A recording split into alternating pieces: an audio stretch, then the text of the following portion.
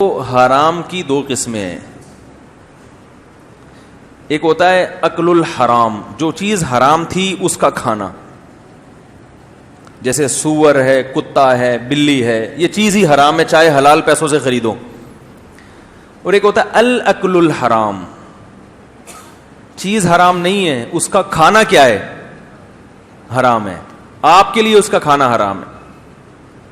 آپ قصائی کی دکان سے حلال گوشت خریدتے ہیں، لیکن وہ جو پیسے آپ نے کمائے تھے وہ چوری کے ہیں، تو وہ گوشت تو حلال ہے مگر اس کا کھانا آپ کے لیے حرام ہے. سمجھ رہے ہو کہ نہیں سمجھ رہے؟ تو وہ بھی حرام ہے، یہ بھی حرام ہے. چوری کی مرغی ہے نا، چوری کی مرغی تھی، وہ گردن سے کاٹ رہا تھا پیچھے سے، کسی نے کہا یہ حرام ہو جائے گی، اس نے کہا پہلے کون سی حلال کی ہے بھائی مرغی جب چوری کی جہاں سے مرضی کاٹو اس کو، اللہ کا نام لو نہ لو، بھگوان کا نام لے لو، کچھ بھی کر لو، وہ حلال نہیں ہوگی.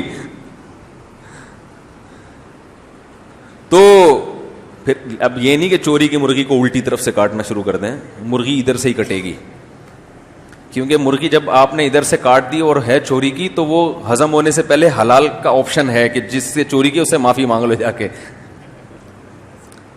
بعض لوگ ہمارے ادھر فرمایا کرتے تھے کھاتے حرام ہیں ہگتے حلال ہیں. کھاتے حرام ہیں، معذرت تھوڑا سا فحش جملہ ہے لیکن یہ لطیفہ اس کے بغیر تو نہیں بنے گا نا. وجہ اس کی ہے کہ حرام کھاتے ہیں، ان کو پتا ہے کہ جا کے مالک سے اجازت لے لیں گے، وہ اجازت دے گا، وہ بولے گا اب تو کھا لی، اب میں کون سا ریورس گیئر تو ہے نہیں، تو وہ خارج ہونے سے پہلے کیا ہو جاتی ہے. تو ایسی ہوشیاری بھی ہے ہمارے ملک میں الحمدللہ.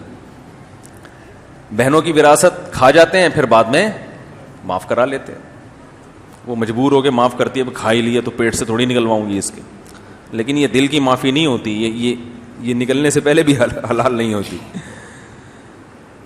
تو حرام سے بچنا بہت ضروری ہے، بہت ضروری، اس کو ہلکا مت سمجھو، بہت ضروری.